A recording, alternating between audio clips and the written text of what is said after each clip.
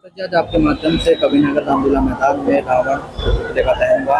क्या मैसेज आज के इस मौके पर देना चाहेंगे? ऐसा है कि ये हजारों साल पुरानी एक रिवायत है, एक परंपरा है कि यहाँ हथियारों की पूजा होती है और बुराई पर अच्छाई की जीत के रूप में इसे बनाया जाता है।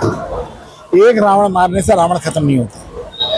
ये हर युग में हर समय मौजूद रहते हैं और हमेशा उनसे सावधान रहने की जरूरत है और उन्हें सबक सिखाने की जरूरत है, उन्हें दबाने की जरूरत है।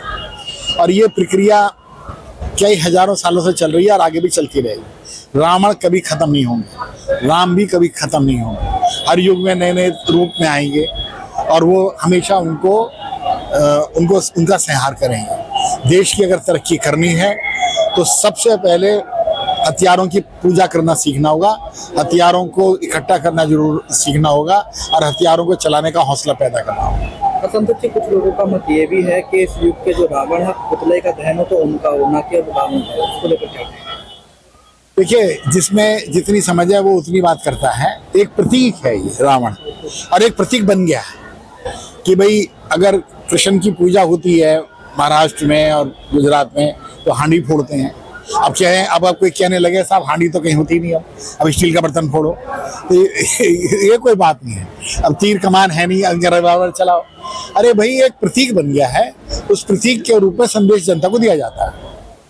सबसे पहले तो मैं समस्त नगरवासियों को, क्षेत्रवासियों को आपके माध्यम से विजयदशमी की हार्दिक शुभकामनाएं व्यक्त करता हूं और उनके सहयोग से ये भव्य आयोजन आज हमने संपन्न किया है।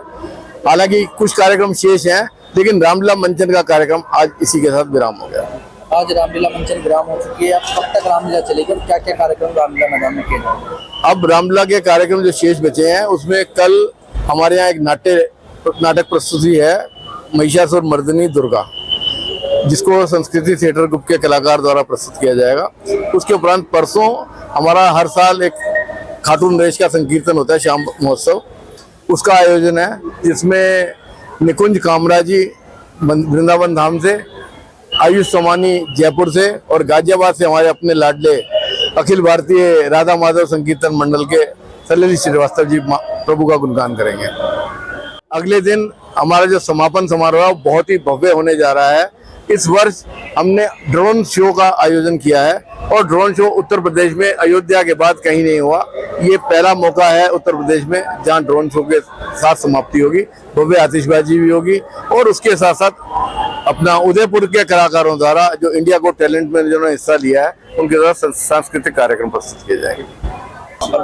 बिल्कुल, श्री धार्मिक रामलीला समिति कबीरनगर में आज बुराई पर अच्छाई की विजय के साथ ही तीनों पुतलों का दहन माननीय सांसद, माननीय विधायक और डीसीपी साहब के साथ द्वारा किया गया है और बड़े समय से और बहुत ही शांतिपूर्ण ढंग से सबने सहयोग दिया, जनता ने बहुत सहयोग दिया है।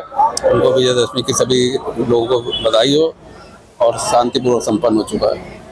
जी बताइए। जो रावण का वध होता है तो मेन इसका उद्देश्य ये होता है कि मनुष्य अपने अंदर के अहंकार, काम, क्रोध, मोह, इसको जब मार ले तो वो है, ये एक प्रतीक है। हम सबको मिलकर के जो अपने अंदर अहंकार है उसे मारना चाहिए, जो बुराई है उसे खत्म करनी चाहिए। रावण के वध से बुराई खत्म नहीं होगी जब तक आदमी अपने अंदर के जितने भी उसके अंदर जो बुरे कर्म है उनको नहीं निकाल दे। इसलिए कहते हैं कि मनुष्य से घृणा न करें, उसके कर्मों से घृणा करें। आज जो ये वध हुआ है और जो जनता ने सहयोग दिया है, लाखों की भीड़ है और बिल्कुल सही समय पर पुतला जो है हमारा 7:30 है, तो ये बहुत अच्छी छुट्टी है और हम सभी इसके लिए बधाई देते हैं पूरी जनता को कि आगे भी इस तरह का सहयोग देते हैं।